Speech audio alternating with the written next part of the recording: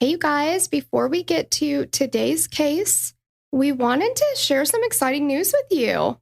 Yes, we are so excited to announce that we will be starting a live show Tuesday evenings at 8 p.m. Central on Spotify Green Room. Yes, if you don't know what Spotify Green Room is, you need to go download it. It's an app and it's all live audio. So there's all kinds of discussions taking place. Our show is going to be called True Crime Rewind. So definitely find us, follow us so that you'll always be notified when we go live. And we're going to be talking about cases that appear on Dateline, Cold Case Files, and See No Evil. Yes.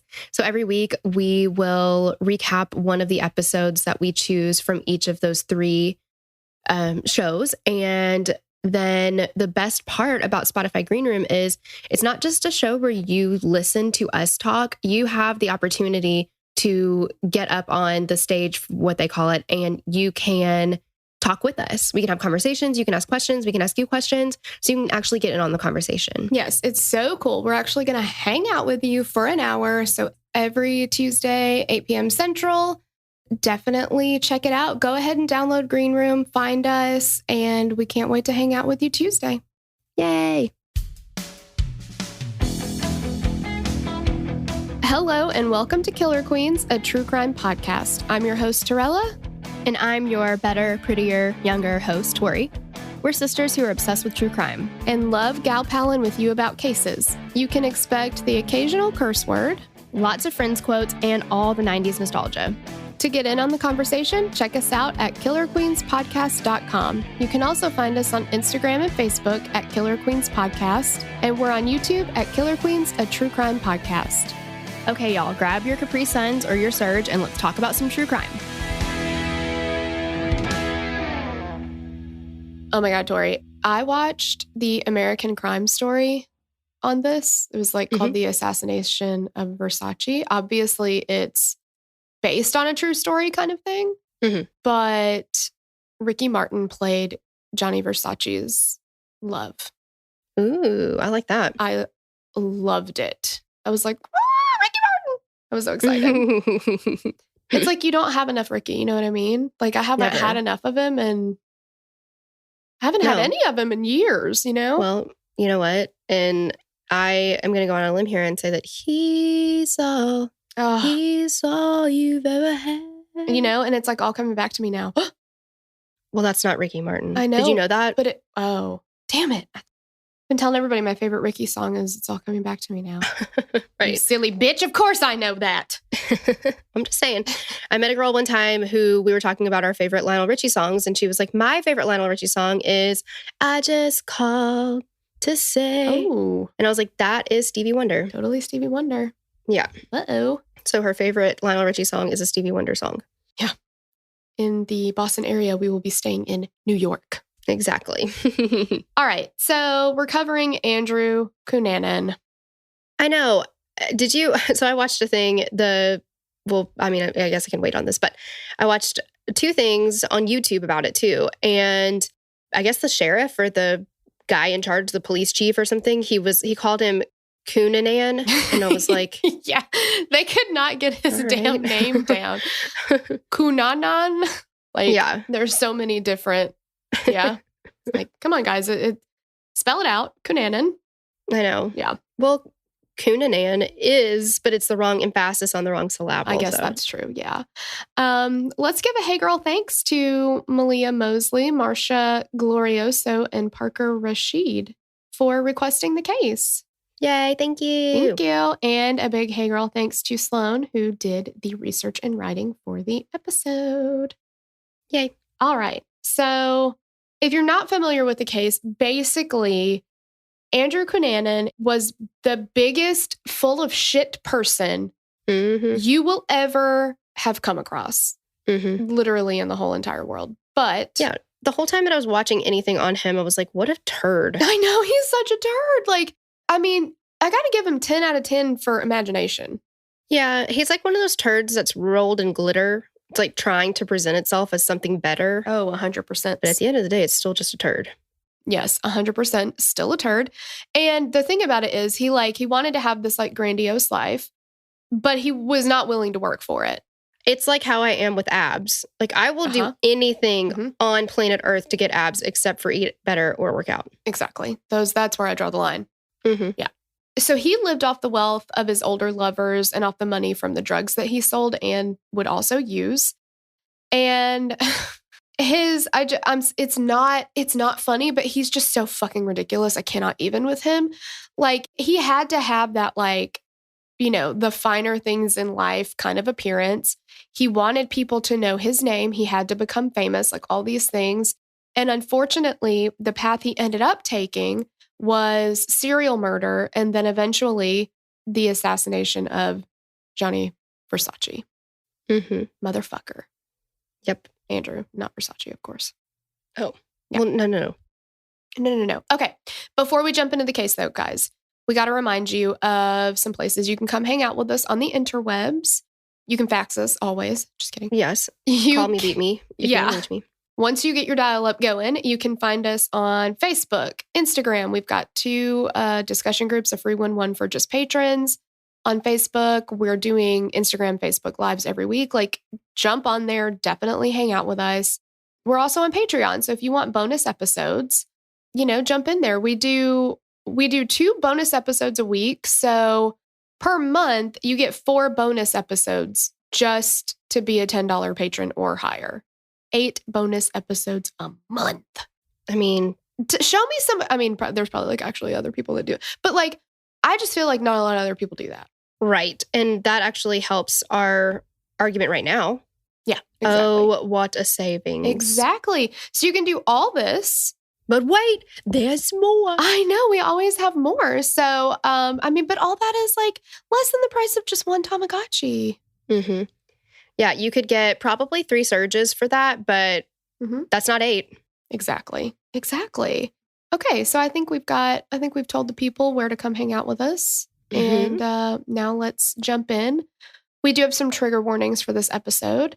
There are mentions of S&M, drug and alcohol abuse, suicide, prejudice against different races and sexualities, and one mention of animal death. So if any of that is not to your listening abilities, that's totally fine. Exactly. All right. So let's jump into it. We're actually going to start at the beginning. Nope. I just No, we're messed not. it up. We're going to start at the end. That's what I meant to say.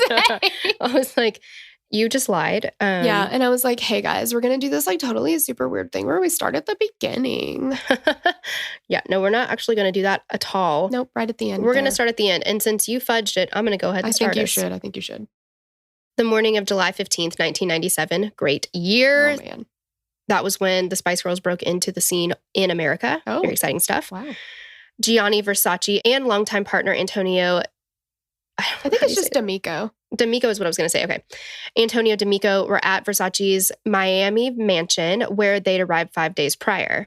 Versace made his typical morning walk to a nearby newsstand, and by 8:40, he was headed back to his home, unaware that he was being targeted.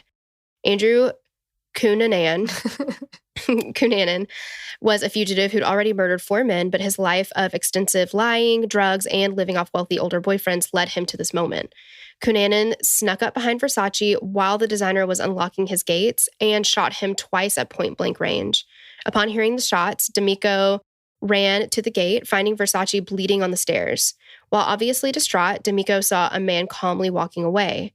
Cunanan was once again on the run, but he'd wind up taking his own life in a houseboat he'd broke into. Leaving no suicide note and having never shared his motives, Cunanan left the world to draw its own conclusions about why he'd murdered 2 friends, 2 strangers, and 1 fashion designer. Okay. We're going to talk a little bit about Andrew Cunanan, not to glorify him in any way, shape, or form, but to kind of understand his upbringing. And, there's always that question, like, why do some people kill? Yeah, I mean, he could have, we look into, that's kind of like that Evil Lives Here show. Mm-hmm. Sometimes when you talk to the family members and you're like, wow, well, you 3 turned out completely differently than he did. What happened there? Yeah. Andrew Philip Cunanan was born on August 31st, 1969 in National City, California. He was the youngest child of Pete and Marianne Cunanan. Mary Ann was from Palermo, Italy, and didn't speak English until she went to school. Born to older parents, she called herself a menopause baby. Wow. Her mother died when Mary Ann was 19, so she moved in with her older brother in California, got a job as a telephone operator and a part-time waitress. Pete Cunanan was a ladies' man. In 1960, while she was waitressing one night, Pete entered. 11 years older and dressed in a white tuxedo, Mary Ann and the Navy man from Baluag danced all night. Baluag. Sorry, people. I'm from Tennessee. Yes. Pete believed that he was made for great things. So despite being promised to someone else, Mary Ann and Pete got married. Mary Ann at that point was already 6 months pregnant. Christopher was born in 1961. After a move to New York, Mary Ann gave birth to their second child in 1963. Blonde, blue-eyed Elena had Pete convinced that she wasn't his daughter. Yikes. And he actually would later say that Mary Ann was the mother of 4 and he was the father of 3. Ouch. That had to hurt Elena. He was a fucking douchebag. I'm just going to say it. Like, he was a douchebag. I hate this guy. Yeah. And we'll get into more of that. Exactly. In 1966, during the Vietnam War, Pete was deployed and Mary Ann was left to care for their kids and stress about their already unhappy marriage. Pete was unhappy too and was taking out his rage on Mary Ann. He abused her physically and emotionally. Mary Ann's mental stability was always fragile and Pete's treatment didn't help. And he seemed to use that against her a lot, you know, like throwing it in her face that, you know, about her mental stability or whatever. It's just such a jerk.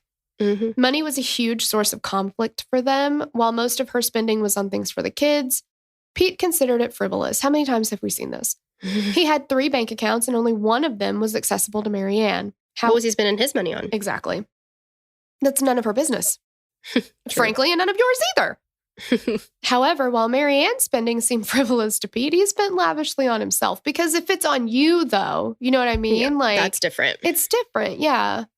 Well, and by you mean Pete, because if Mary Ann happened to spend it on herself. Oh my God, that's frivolous. Yeah. Yeah. Because Mary Ann's spending Pete's money. I think that's important to remember. Because she doesn't work, see? She doesn't do any work. Even in this acrimonious marriage, Mary Ann got pregnant 2 more times. First, in 1967, she gave birth to Regina, who went by Gina, and then 2 years later, Andrew. They bought a house in National City, California, and were staying together. After Andrew's birth, Mary Ann fell into severe postpartum depression that affected her so significantly she couldn't care for herself. Mary Ann was hospitalized for 3 months, leaving Pete to care for newborn Andrew and his 3 older siblings. Pete boasted that he, quote, raised Andrew. We don't even have to comment on it, I guess. No. He proudly remembered when Andrew was little, he stepped on a floor heater and burned his foot, but despite the bad burn, Andrew didn't cry. Wow. Okay. Yeah. Good for you. You're such a good parent that you taught him to not feel emotions or feelings. Exactly. You produced a psychopath or sociopath. Like, cool. Yeah. Great. Exactly. Andrew was the, quote, little prince of the family. Mary Ann would call Christopher and Elena street kids, but Gina and Andrew were given everything, especially Andrew. Why? It's awful. Like, It is awful. Yeah. Street kids? Street kids, yeah. Pete retired from the Navy in 1972 and decided to become a stockbroker, thinking this would make him rich and give him the status that he craved. Like, okay, so you see, it's like, oh, well, I wonder where Andrew gets it, right? Like, Meanwhile, Mary Ann was debating if she could use the inheritance she got from her father to leave Pete. Instead, they bought a bigger, more expensive house. They weren't rich, but the Cunanans made sure Andrew had everything the rich kids had. Andrew was extroverted, precocious, and happy as a child. Pete and Mary Ann believed that Prince Andrew was a genius. In junior high, he was accepted into the MGM program, and this required a student's IQ to test at 132 or higher. Andrew had been evaluated in 3rd grade with an IQ of 147. Nevertheless, teachers of Andrew's didn't see him as exceptionally intelligent. Numerous sources reported when Andrew was 7 to 10 years old, he read the Bible and memorized the encyclopedia. Those sources are specifically from his father and mother. No, Yeah. I'm kidding. I don't really know. Probably. Yeah. I don't know. In the Cunanan house, Pete had strict and unyielding rules. Mary Ann was required to keep the house completely spotless. There were even plastic runners on the carpet. Jeez. Now we're getting into Fran Drescher's mom's house. Yeah, I was going to say the nanny all the way. Yeah. Yeah. What's her name? Sylvia? Oh, yes, it's Sylvia. Sylvia Fine. Yeah. Sylvia Fine. Marianne was very Catholic. She dreamt Andrew would grow up to be a Catholic priest. Oh, that's a big shoes to fill. You know what I'm saying? Like, Andrew was an altar boy, and at least as a child, the principles and beliefs he'd been taught in the Catholic Church made a significant impact on him, but he would later battle with those beliefs. Rather than hang out with friends and ride bikes, Andrew preferred to read and watch TV, and sometimes Marianne would shoo away kids who came to the door looking for Andrew, frequently telling him, "You can't do that." It was hard to predict Marianne's moods and actions. She was described as needy and smothering. She claims that when he was a child, she and Andrew were inseparable, which made Pete Cunanan angry.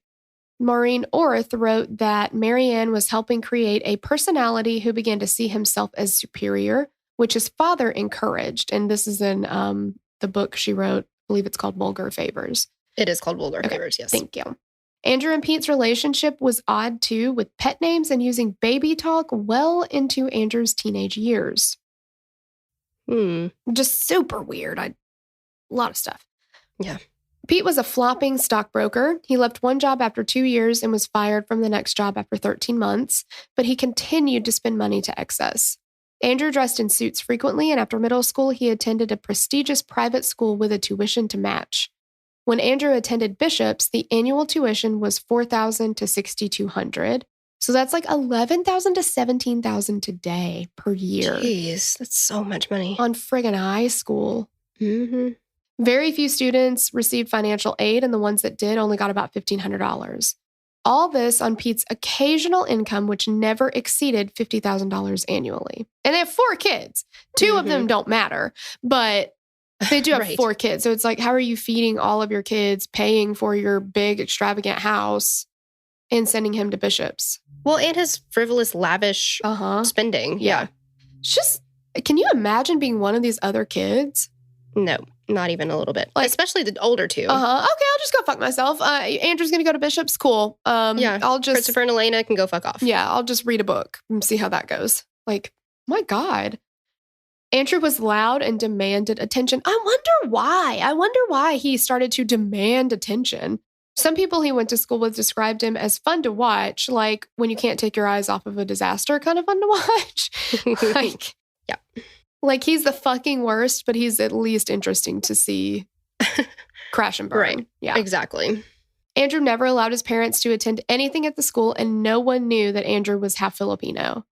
Bishop's was in La Jolla, where until the 1950s, at that time, they were referred to as African Americans, were only allowed to live on 2 specific streets, and that was for maids and chauffeurs. And Jewish people weren't allowed at all until the 70s, and anyone in the gay community had to remain closeted.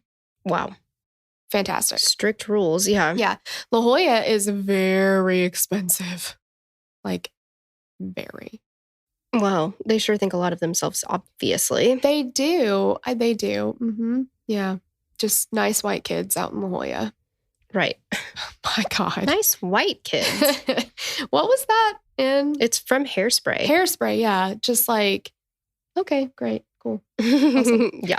With the area they lived in, Andrew kept his sexuality, race, and family's financial status a secret. I mean, he literally kept his entire being a secret. It's like Melanie Carmichael in Sweet Home Alabama. You mean Melanie Smooter? Exactly.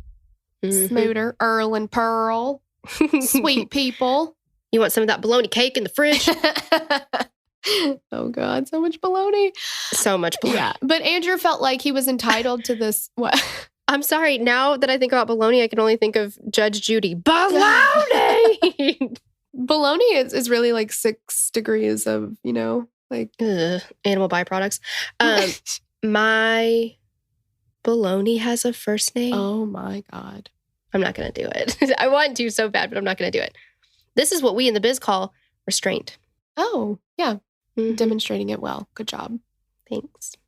But Andrew literally felt like he was entitled to the same life that everybody else was living around him who were actually making money. Yeah, but that's the thing. If you spoil a kid so much when they're little and you tell them they are Prince Andrew, refer to them as Prince Andrew, and literally are like, whatever you want, baby. And then he sees that his siblings are getting less than he is. what's that going to do to him? Oh, 100%. You know, I wonder how the first two came out. Maybe the trick is to call your kids street kids. Don't feed them. Make them figure it out on their own, and they turn out great. Yeah, right? I'm like, they used I'm sure, every derogatory term that anybody used for Aladdin. Oh. Like, okay, street rat, Mhm. little riffraff, Yep. street urchin. I just cannot even, I don't know. It makes me so sad because it's like, there's just so many kids that go through stuff like this and worse. And it's so sad. Like, I just don't understand it. How do you raise a child and not have an emotional connection to them? I have no idea. And not want to see them just do the best that they can. You want to give them the things that they need. They don't have to have everything they want. If you're not giving Andrew everything he wants, then all of your children have everything they need. Well, that's admirable. And I'm not saying that having a child not by blood means that you can treat them a specific type of way. But I wouldn't understand it, but I could be like, oh, that's the reason. If they were like stepchildren of hers. Right, yeah. Adopted by him, something like that. Yeah. But they're biologically hers. I'm pretty sure his too. Yeah. But right, it doesn't make any sense. I mean, he does not claim Alina or Elena. I'm calling her Elena. Yeah. I don't know if that's right. Yeah, he doesn't claim her at all. Such a great guy. I just love him. Yeah. What a fucking dick. I know. Even at a young age, Andrew developed a taste for the finer things. He once attended a classmate's 12th birthday party and was disappointed that there was only tap water and I don't even know I've seen this water. Is it Perrier? Yeah. He told peers he frequently went to foreign countries and spent summers there. His lies became tiring to his school friends who stopped associating with him. Well, I mean, you can't lie about everything and expect people to keep on believing you. Yeah. These are a lot of the lies that he would tell were pretty easy to fact check. And so people did that. And then they're like, okay. And they would call him out on shit. And he would just be like, well, what does it matter? Or, he would just move on to somebody else or, whatever it was. Like, it was never his problem or his fault. And that's a sign of a sociopath too, because he didn't care. A lot of people, if you lie about something and you get busted, you're embarrassed. That never embarrassed him or fazed him one bit. He would just go on doing whatever he wanted to do, saying whatever he wanted to say. Well, and even if he didn't lie, let's say that he didn't lie, that kind of personality type, like, oh, gross. You only have tap water. You don't have Perrier. Disgusting. That's not going to, I would think, it wouldn't help me to be friends with somebody. I'll just say that. Exactly. Yeah. I think a lot of people don't like that. Well, yeah, unless you have like you're only the people that you hang out with or whatever are just like, oh, how silly. Tap water. Ugh. Yeah. It's like in White Chicks where they're like going back and doing the zingers or whatever. That's such a stupid thing to say, but I can't think of anything. They're like, whatever. And the girl is like, you probably like, when you get to a restaurant, you probably ask the waiter for a Niçoise salad. Yes, instead of a Niçoise salad. Yeah, it's like, okay, cool. Like, that's a joke that Andrew probably told. Yeah, 100%. Jokes. That's what I was trying to say, jokes. Anyway. Zingers. Wow, yeah, zingers. When Andrew was 14, he was a freshman in high school. He had to miss a field trip because he was sick. And he threw an absolute fucking tantrum. So what does Pete do? He needs to cheer Andrew up. He buys him a brand new sports car. He's 14. And he was sick. And the older children did not have cars. Right. Like, come on. Not new cars anyway. Right. Andrew was also struggling with internal issues in a seriously dysfunctional family. He was secretly questioning his sexuality and decided that suppressing these feelings was best for now. He'd become the keystone in his parents' marriage. He was like an emotional stand-in husband to his mom, which is like super weird. But she leaned on him for the emotional support she didn't get from Pete. And I don't know if it just took her like a really long time to be like, he's never going to emotionally support me, but I don't think he ever did.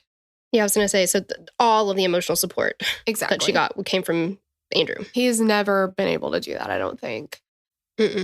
But Andrew was keeping a lot of big secrets at this time. His sexuality, his unstable mother, his abusive father, even his race. He's having to keep up with his elaborate lies.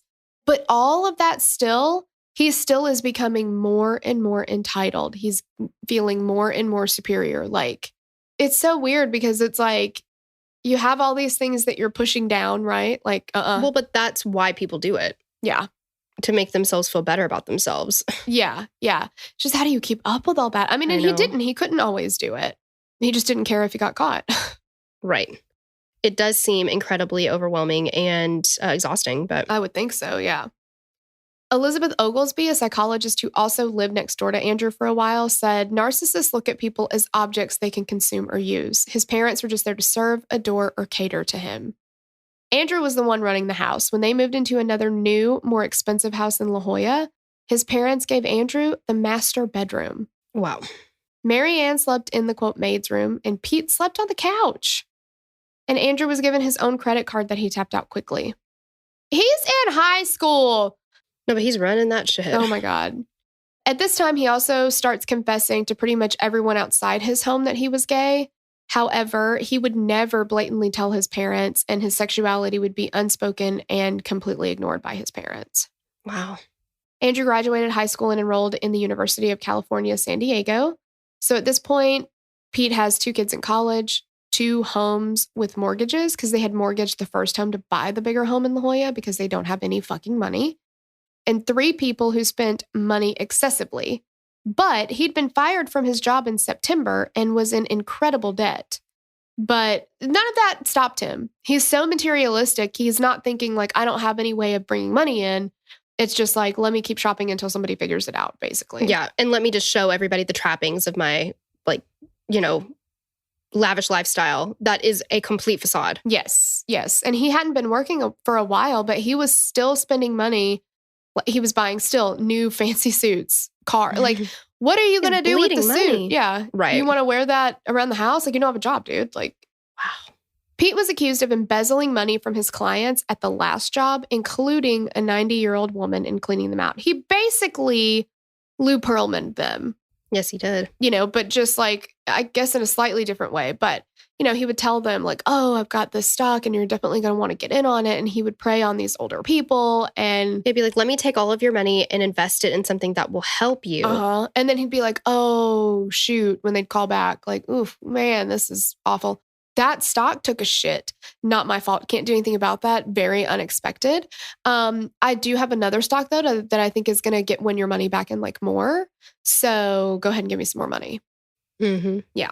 Just awful. So to get out of this mess, Pete spent 2 months of 1988 selling his fancy car, taking out very high mortgages on the houses, and ripping off someone he'd tried to make a deal with. And then he just fled to the Philippines. Like, legit just fucking left. He sold the family home without telling anyone. They were still there. Yeah. And he left Mary Ann pretty much nothing. She was married to him for 27 years, and she had $700 in his $650 a month Navy pension check. Wow. That's it. And then when he leaves, Andrew and Gina have to quit college. They have to deal with their mother's mental deterioration. She is all the time threatening suicide. I mean, she is not well. And this is a breaking point for her. Like, can you imagine? Wow. I've got 4 kids to take care of, and you fucking just bounced. Oh, and sold our home that we were living in.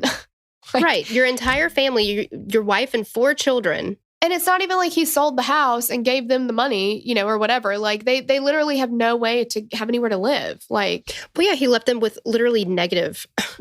Exactly. Andrew's friend Liz Choate offered for him to move in with her and her fiance in Berkeley, which was basically next door to, quote, the most liberated gay community in America, the Castro District in San Francisco. Andrew spent the majority of his life in gay bars. He claimed his parents lived on Fifth Avenue, that he had graduated from this very prestigious college preparatory boarding school in Connecticut. It looks like Choate to me. I'm not fancy. It may not be that, so don't make fun of me.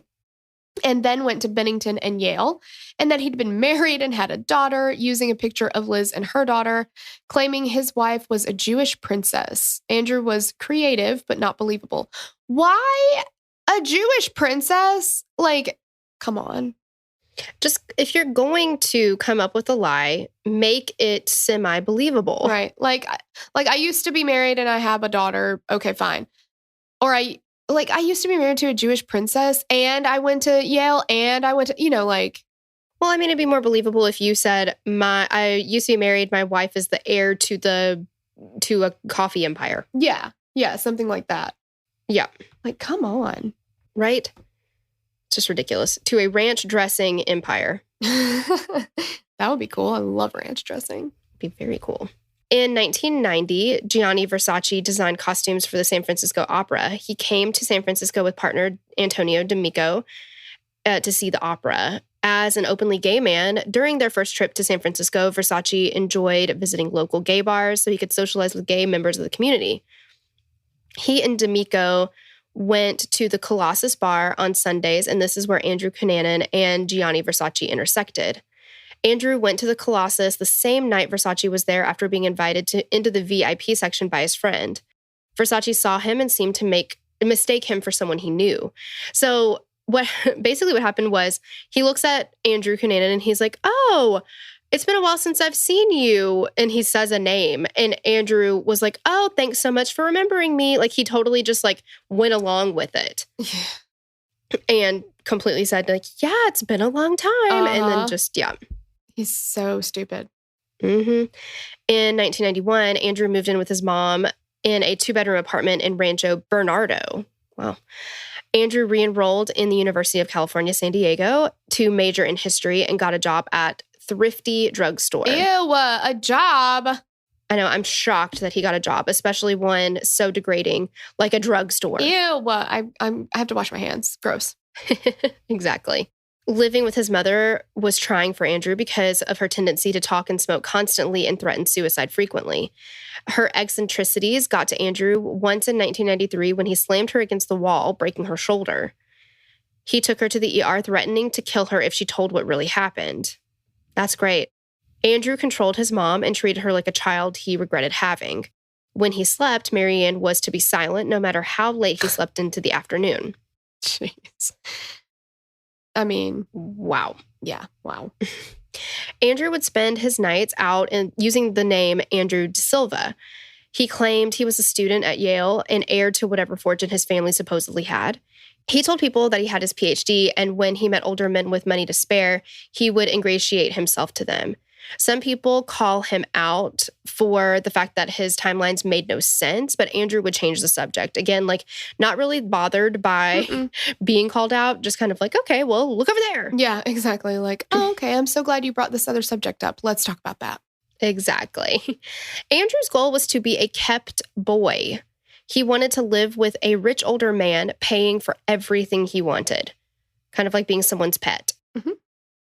Somehow, Andrew always had money to flash, claiming he went to dinner with Versace once a year, and his father was in the Israeli intelligence. When people saw his busted car, he'd say it was his maid's. Why would he need to drive his maid's car? Exactly. Okay. Andrew's lies continued to distance his friends. Either friends got tired of his bullshit and decided they couldn't be friends anymore. They found it funny that he was a bullshitter, or they felt bad for him, like his friend Jeff Trail. Jeff Trail. I know. I didn't just watch the American Crime Story thing, but I did watch it and it was really good. But Finn Whitrock played Jeff Trail in the show. Ooh, he's fine. Okay, I was like, do you know who he is? Yeah, he was in Ratchet. He is fucking fine. I mean, he's fine. I when he was in, I first saw him in American, I first saw him in American Horror Story in the Clown one. Oh, yeah, he was dandy. Yes, and I did not think he was hot in that. I mean, when he took his shirt off, I was like, well, he's built, but he's not cute, right? Well, but the personality behind Dandy was and they did his hair different. I don't know, all kind of stuff. I mean, he's a fantastic actor. A fantastic actor. And then I saw him in Ratchet, and I was like, no, he's fucking hot.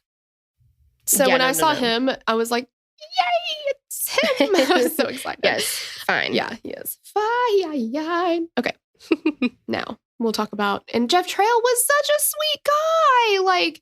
And fine, too. He was. He Mm-hmm. was handsome. He was engaging. He was loyal, trustworthy. I mean, all the good things you can think about to describe somebody. He was such a good guy. He was the youngest child to Stan and Anne Trail. Anne was an elementary school teacher with 4 kids, and Stan was a math professor with 3 kids. They met and married, and then Jeff is their only child together. They are legit the Brady Bunch. Yeah. It's so cute.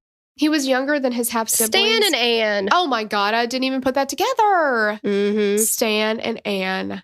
Adorable.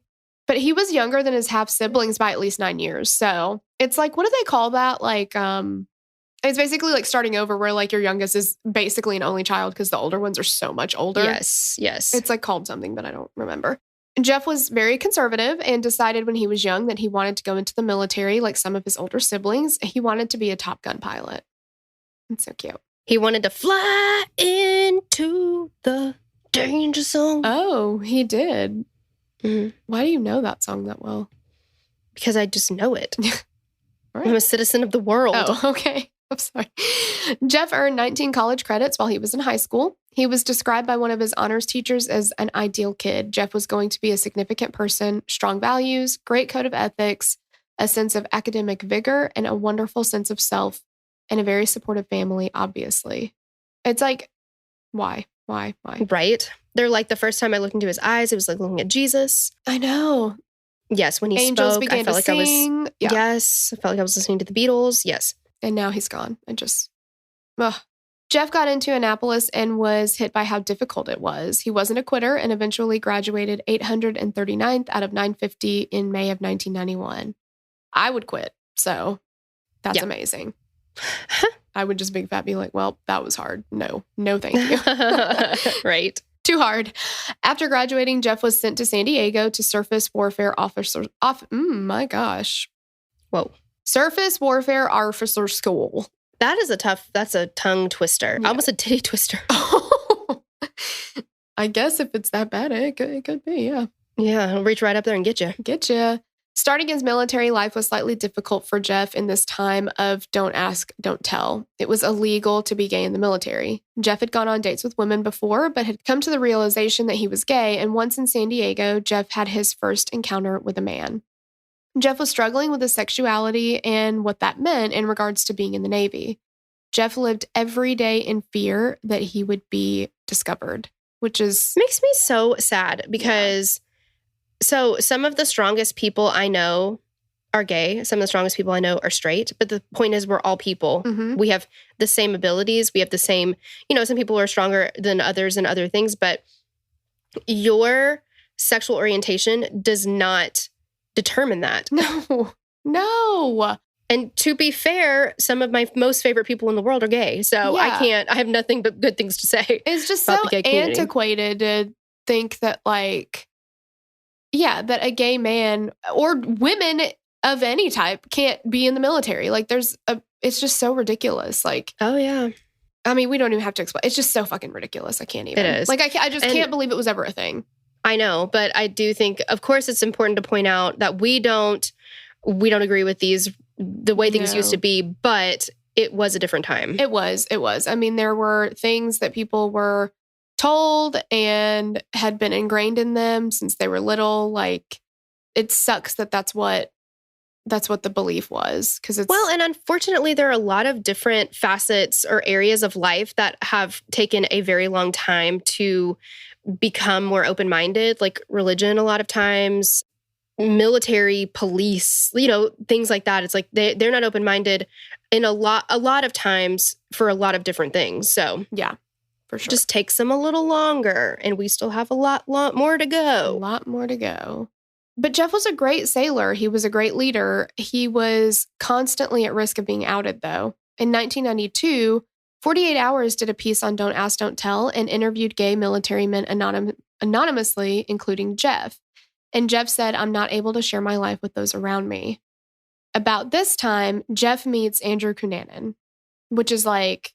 the worst thing you could ever you have. just wish that they had never come into contact, Mm-hmm. Jeff was impressed by Andrew's ability to be utterly flamboyant. Andrew would be Jeff's wingman and introduced him to many single attractive men. And Andrew's influence seemed to kind of loosen Jeff up And soon he was in gay karaoke bars, singing and having sexual encounters in men rooms through a glory hole. Men rooms? What's a men room? Is that what I said? You sure did. Golly, I can't talk today. The only experience I've ever had with the glory hole is seeing it in... Sweetest Thing. Yes, the sweetest thing. You look like my little dog Buffy. No, Buffy. It was Buffy. And then I love the part, Troll, today, the part where Christina Applegate tells her at the end, she's like, Cameron Diaz is like, "How it really hurts. Can you look at it?" And she's like, "Yeah, honey, let me look at it." She's like, "I think you might be pregnant." I love it because she gets poked in the eye by a peen. She does. He goes, "Surprise!" The way he says it, surprise. That's, the extent of my knowledge of it. Right. But, and again, like, super sucks that that's what you had to do. It really super sucks. Yeah. Yeah. Just why ridiculous. can't people just be themselves? I know. But Jeff was still very conservative and he would not stand for drugs. He wasn't aware Andrew was seriously into dealing and using drugs, but when people warned him, Jeff wouldn't listen. He kind of had a blind spot when it came to Andrew. He saw Andrew as somebody that needed him. I mean, he felt pretty sorry for him. I mean, just legitimately. Andrew had access to many prescription pain medications and anxiety medications. He could get Augmentin, which I don't really know why you'd want to get that. It's just an antibiotic and it's fucking huge. It's a horse pill. Yeah, it's a very strong antibiotic. Yeah, like anytime I've had strep throat, they're like, "Here, shove a watermelon down your sore throat." Like, and it's best to take it dry. Yeah, exactly. Oh my gosh, yeah. But he also, was getting into drugs like crystal meth. Jeff didn't see it. That's a big jump from Augmentin. Yeah. I'm sorry. I don't mean to laugh, but it's like, "Hey man, you want to buy some Augmentin? You'll want it the next time you get strep throat. Or I have crystal meth, whichever one." Oh my God, I know. Like, well, I can see that you're low on your Augmentins. I guess I'll take some crystal meth on top of that. Yeah. Will that help my strep throat? Sure. Right. What is the bubble gum kind? What is it called? Amoxicillin. What are you taking? Yeah, they're out of amoxicillin for. But I mean, if they're out of amoxicillin, like liquid amoxicillin, just go for whatever's next up, Whatever's popular on the street. Yeah. Augmentin. Shit. Yeah. Shit's expensive. And that's just funny. It is. It is funny. Back in 1993, Andrew started using crystal meth regularly, and he was spending about $4,000 a month on crystal meth. Okay, and again, I got to go back to the Augmentin. I'm so sorry. I didn't realize that it was a gateway drug. I didn't either. I've taken Augmentin several times. Am I in danger? I'm very worried for you. And again, let's just go ahead and point that out. We are not making fun of drug use or drug addiction. Absolutely It's not. just Augmentin was a very surprising drug to have. Yeah. For him to be like, "Well, I can get Augmentin." Yeah. And I don't know. Maybe there's something about it. I don't know. But that's interesting. So Augmentin side effects are nausea, vomiting, headache, diarrhea, gas, stomach pain. Oh. Yeah. Sounds great. You want to do some Augmentin later? Yes. And one of the good things about it is that it can treat the same bacteria as amoxicillin, but it's also effective against harder to treat infections, including sinus infections. Oh. Okay. I see why someone would want to take it recreationally. Sure. Or maybe it's just like, "Hey, you might want the meth, and then I've got some Augmentin for your granny." Exactly. One-stop shop. Yes. You have some sniffles, so go ahead and take 2 twice a day. Yeah. With food. Yeah. Oh, you're going to want it with food for sure. Yeah. Okay, so he's spending $4,000 a month on crystal meth, some for him to keep it, some for him to sell. According to Vulgar Favors, crystal meth was cheaper than cocaine and helped the more. With Andrew's addiction to crystal, he stayed awake for days on end, and then in order to get some sleep, he'd dose himself heavily with Vicodin, Xanax, or Valium. See, and now we're in a situation where you got to take uppers to stay awake and then downers to go to sleep. Yeah, and that's what we in the biz call balance. You know? Okay, I'm not looking at it correctly. What I'm worried about is overdosing. Well, sure. Your entire nervous system, respiratory system, all the things are affected. Yeah, and now you're completely dependent on something to wake up and then something to fall asleep. It's very dangerous. Well, and the extent of my knowledge on that is a lot of times I've heard about it with celebrities, like Michael Jackson had to do a similar practice. Heath Ledger, and look how they turned out. Well, right. And you're mixing things that don't go together. Yeah. Without a doctor looking at it and being able to discern which drugs can go together and which drugs cannot go together. And then you have to take into account your medical history, your anatomy, physiology, all the things. And I mean, a lot of doctors are really, really bad about this. I have a friend who is prescribed uppers in the morning and then downers to go to sleep. Why would you do that to somebody? Right. It just seems like a lot. And I mean, doctors are really bad about just throwing meds at people too. But when you're creating your own medication system, schedule, whatever it is, I mean, it's scary. It's very scary. Yeah. So at this point, Jeff's career takes a really big hit in the Navy. He'd been waiting for someone to find out his sexuality and he'd be discharged. But instead, when the Navy decided that they would be complying with the EPA regulations regarding the disposal of hazardous material, his men tried to get around it. And since he was the leader, Jeff's career was irreparably damaged. So in May 1996, he left the Navy as a lieutenant. That sucks. I've seen this happen with other people that I know where it's somebody under you fucked something up and there's no possible way, I mean, I guess, I don't know. Are you supposed to go back and double check every single thing that they do? Isn't that why they're there? So that you don't have to double check everything that they do? But right. It ends up going, it's a black mark on the person who is above them. It falls on you. Yep, exactly. Yeah. It's really sad. Okay, so now we're going to get into Andrew, Lincoln, and Norman. Lincoln Aston, an oil tycoon, became involved with Andrew Cunanan, so Andrew finally got to be a kept boy. Andrew was barnacled to Lincoln. I love that, barnacled, to Lincoln to the point that others were uncomfortable with the fact that he acted like Lincoln's bodyguard. Andrew De Silva had developed a line of bullshit that probed the feelings of older, rich gay men. He would say that he'd been married once and that he came out of the closet, or that when he came out of the closet, his parents rejected him and tossed him out.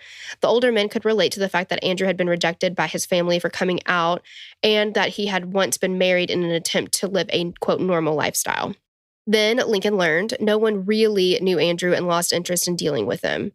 He decided that he needed to cut ties, offering to pay Andrew $20,000 to $30,000 to basically GTFO. Wow. That's pretty bad. You got to be able to look at that and be like, I suck so much that he's paying me this much money to leave him the fuck alone. Right. I'm sure Andrew was like, wow, his loss. I mean, wow, he gave me that much money. That's how amazing I am. Yeah, exactly. He's going to see the bright side there. Someone disgusting probably would have only gotten $10,000. So, yeah. Unfortunately, on May 19th, 1995, Lincoln was beaten to death in his home. A drifter was eventually convicted of the murder. He'd been picked up in a bar by Lincoln and taken to Lincoln's house. While most people thought that the true murderer was Andrew, the drifter confessed and was put into prison. Case closed. I wonder about that. I do too. What are the fucking odds? Well, we'll get into why. Yeah. But there's a certain MO that makes sense for that. Through Lincoln, Andrew met Norman Blatchford. Norman was 58 when he met Andrew Cunanan.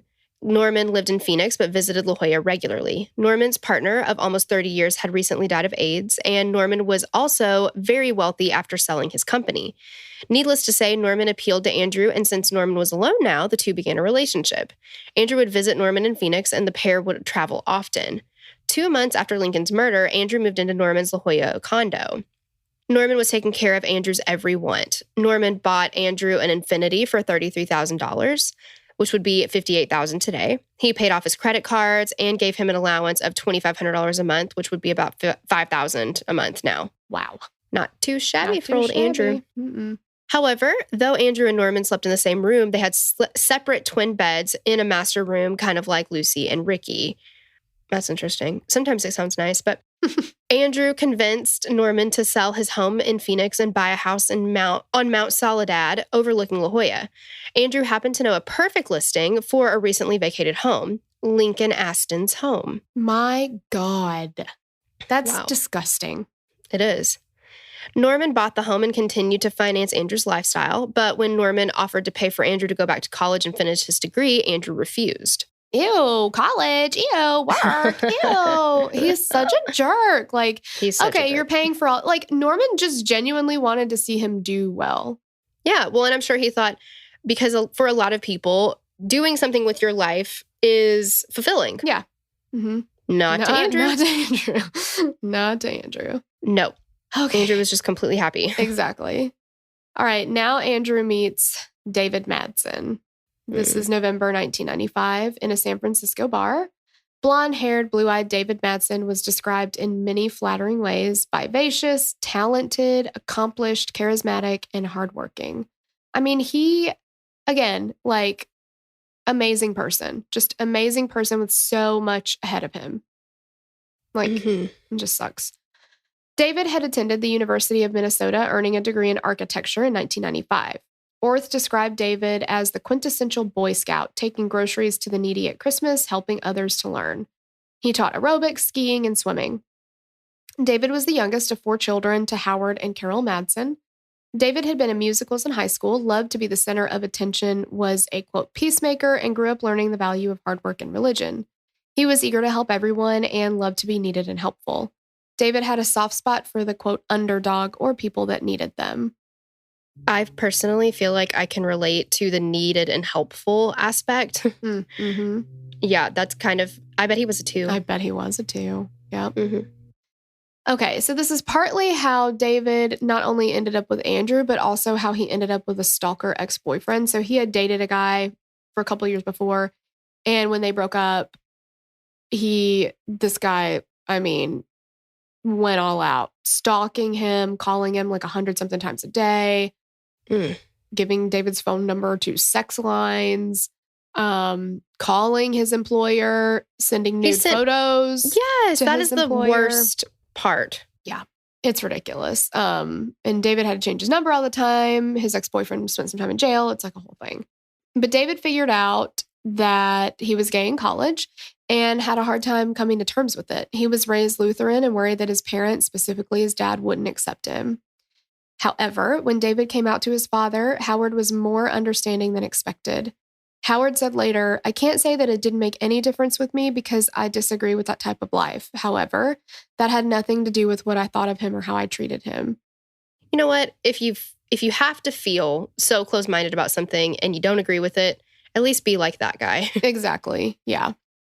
Howard believes we all go to heaven as sinners. So what's the difference whether you lie, cheat, steal, you're gay, you murder? If you believe forgiveness is there, you've got just as good a chance as anybody else. So I don't look at David any differently. My feelings for David were no different. It's, I'll take it. Yeah, it's not my favorite. It doesn't sit well with me necessarily. But again, like you said, I'll take it. It's a 60% for me. It's better than nothing. Yeah. Yeah. David's work ethic and passion for architecture, along with his charisma and magnetic personality, helped him succeed quickly. And he started working at John Ryan Company in Minneapolis, making over $70,000 a year. Damn. And Trolla, what's the inflation on that? Yeah, $123,000 now. And this is his early 20s. That's amazing. I could not even afford a full tank of gas in my early 20s. Well, in our early 20s, we were definitely having that age-old battle with ourselves where it's like, do we eat or do we shop? And shopping always won. Yeah, or do I eat or do I order the margarita? Oh, margarita. It's the margarita because they're going to bring you chips. Well, yes. And if you get that big old fishbowl margarita, and you only really need one. Oh, for sure. For the whole table. Yeah, exactly. When Andrew and David met, Andrew was technically with Norman, who was footing all of Andrew's bills.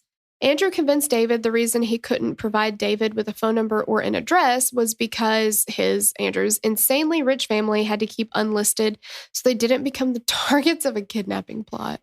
I mean, they met in San Francisco every few weeks and they'd spend Norman's money. And David had no idea about Norman, of course, or his money. So they'd go to fancy hotels. They'd eat at expensive restaurants, like the whole nine. And David is just thinking this guy is wealthy. Very loaded, yes. Yeah. Andrew was very interested in porn. He'd been roommates with a guy named Eric Greenman, who'd been in a few pornos, and Andrew watched more porn than most people have watched regular movies. Wow. That's a lot. His specific interest was in violent S&M porn. Again, it goes back to what are you doing? Are you fully twerked all day? I know. It's like on Friends when they get the porn channel and they just are sitting there like having lunch and watching porn. Yeah, because they're like, we can't, if we turn it off, we might lose it. So it's like they somehow get the free porn and then they finally are like, oh, I'm just so tired of it. Like, yeah. Though Andrew never revealed his propensity for rough S&M to Norman, Andrew did introduce David to S&M, but David was never into it like Andrew was. And Andrew would even complain that David wouldn't let him go as far as he wanted. David, go ahead. I mean, okay, whatever. But at the same time, it's like just because you have an interest in something doesn't mean everybody else is going to. And little obnoxious, spoiled baby Andrew was like, I didn't get what I wanted. Exactly. Like it has to be two consenting adults. Mm-hmm, two. Mm-hmm. Yeah. David would tell his friends that sex with Andrew was not great and Andrew made him uncomfortable. I mean, if you're constantly pushing somebody past their comfort levels, then that would be uncomfortable. They're probably going to be like, you know what? Not my favorite. Yeah. Yeah. Thanks, but no thanks. Thanks, but no thanks. It's been, I guess it's been interesting, but let's not do that anymore. Yeah. Andrew's friends, though, recall him being head over heels in love with David. And he literally viewed David as the love of his life. Like, hands down, man of his dreams, love of his life, all the things. That's uncomfortable when it's one-sided. Exactly, because he's just not that into you because of all the other things. Like, David started to feel like, I don't think he's telling the truth about everything. He makes me very uncomfortable. He doesn't respect my boundaries. Like, there's all these things. And he's just like, I'm just not feeling it anymore. Yeah, I could see Andrew's personality is very, very aggressive. And he probably comes on way too strong. Yeah. Oh, way too strong. Yeah. In 1996, Norman was looking over the money Andrew was spending, and he was done with Andrew's lack of motivation and the fact that Andrew was not contributing anything to this relationship, not even sex. If you have a business deal, no matter what kind of business deal it is, you got to hold up your end. Yep. I mean, my God. Yeah. Norman's final straw was when Andrew decided he needed a $126,000 Mercedes SL 600 convertible, and that would be over $200K now. He needs this on top of everything else that he's got. He's already got an Infinity. Yeah. Okay. But I need it. We need it. It's like, excuse me, yo, Trey, do you think you could buy me this bottle of rosé? Andrew actually had a list of demands for Norman. I don't think he's in a position to be demanding, but okay. Yeah. He's literally like the guy who like walks in as an extra on a movie set or something and being like, okay, I need white roses in my room. I need all, I need M&Ms in a bowl and all the brown ones picked out. Like, yes. So you're an extra. Okay. You don't get a room. Right. Like, let's take it down a few notches. Yeah. Yes. So his demands included buy him the new Mercedes, provide first-class flights, increase Andrew's allowance, and name Andrew in his will. Wow. And Norman was like, a fuck, a no. Yeah, exactly. Nope. Andrew threatened to leave if his demands weren't met, and Norman was the only person in Andrew's life to put his foot down. Like, literally, he was like, okay, and if you don't give me this, then I'm leaving. And Norman was like, bye. Yeah. And he was like, what? Yeah. Like, he's never been told no. Never. Had the nerve to tell me no. Yeah, like yes, he thought he was the catch there. It's like, no, honey. No, Norman is the catch. Norman is the catch. Yep. Yes, exactly. Sorry. Yikes. Yuck. You didn't realize that. So before Andrew moved out, he wrote Norman a letter stating Andrew would allow Norman to decide how much Andrew should get as his palimony to compensate for his year of service. Jeez, oh Pete's. Norman wrote a check for $15,000 and left for a trip, but when Andrew tried to deposit the check, he was informed that any check exceeding $10,000 had to be reported to the IRS by law. Andrew tried to sweet talk the teller, but she declined, breaking the law, and Andrew left without depositing the check. So he got nothing. Because he refuses to pay taxes on it. Yeah. He's exactly. Like, are you fucking kidding me? I gotta pay taxes? Exactly. What, you want me to pay taxes now? This is crazy. What do you want from me? Ludicrous. Andrew was probably feeling pretty rejected because he was going through a breakup with Norman. David was also ending their friendship, their relationship. So David had had enough of Andrew's lies and empty promises. Jeff Trail was also losing his patience with Andrew. Yeah, because they're all like, these two people are trying to see the good in him. And he's consistently just doing what he does. And finally, they're like, I have given you the benefit of the doubt like 150 times now. You're a liar. Like, yeah, we're done here. Yeah, we're done. Yep. So everybody at this point is turning their backs on Andrew. I mean, everybody's distancing themselves. You cannot blame them. Andrew would visit Jeff and David and quickly wear out his welcome, but Andrew never picked up on Jeff and David's exhaustion with him. I mean, again, it's just like, he can't read a room. Like, yeah, exactly. You are not self-aware at all. And he just doesn't care. Like, right. Well, that's the thing. Yeah. I feel like Andrew reminds me of Jackie from that 70s show because she's like, I'm not going to listen to this unless it's about me. Yeah. Oh my God. I love Jackie. I know. If he could have been more like Jackie, this would have been just such a great story. And that's how you spin it in a funny way. Yeah, exactly. So poor Andrew had been forced to sell his infinity to pay for necessities like crystal meth and cocaine. Well, at least he knows what's important in life. Yeah, priorities. His drug use was causing him to be more unpredictable and irrational. He was very angry a lot of the time, and the drugs exacerbated those rages. Not only was he using crystal meth and cocaine, he was also using morphine and Demerol so he could sleep. Oh my gosh, that is so dangerous. Yes, and he's also drinking on top of that. Excessively, yeah, yes. It's increasing as he goes along. I mean, he's unraveling. There's a big problem here. He's completely living on drugs and alcohol. It's so sad. Yes. By the time Andrew left California for the last time, he'd maxed out his platinum card, and it was reported that he owed over $40,000 on 2 credit cards. Thanks. As Andrew De Silva, he filed for bankruptcy, but managed to talk his way into getting a one-way ticket to Minneapolis and began giving away his possessions. And as we know from a lot of other cases that we covered, once somebody starts giving away their possessions, something bad or sinister or ominous is about to happen. Yeah, for sure. And like, how good of a sweet talker are you that you owe that much on your credit cards and you're like, I'm going to totally pay for that later. Can you let me, though, charge one ticket, one more thing? And they're like, fine. Makes sense to me. Yeah, whatever. Like, okay. On Thursday, April 24th, Andrew threw his own going away party that was described as somber and as if Andrew was holding his own wake, which he would totally want to do. Like, oh, yeah, for sure. Yeah. The next day, Andrew left for Minneapolis. David and Jeff were not happy that Andrew was coming, and they dreaded having to deal with him. But since neither of them wanted to tell Andrew, they never expressed their feelings. Friday, April 25th, Andrew's friend drove him to the airport and remembers Andrew repeatedly commenting how he hated Gianni Versace, Gianni Versace calling him pretentious, pompous, and ostentatious. Oops, were you holding a mirror up? I know. And also, you met him once. By accident. He thought you were somebody else. Like, and the reason why you hate him so much is you hate him because you ain't him. Exactly. Yeah. And because he's telling people, well, I have dinner with him once a year or whatever. We totally keep in touch. He brings me places with him and blah, blah, blah, whatever. And people figure that out. And they're like, that guy's full of shit. I love blah, blah, blah, whatever. And now it's fucking Versace's fault that you suck? Yeah. It's fucking Versace's fault. I don't even fucking think so. Mm-mm. Fuck you, man. Yeah. Fuck you, man. Well, in very classic cliffhanger fashion, we're going to leave it right there. Yep. We're going to get into his spree in the next episode. Yep.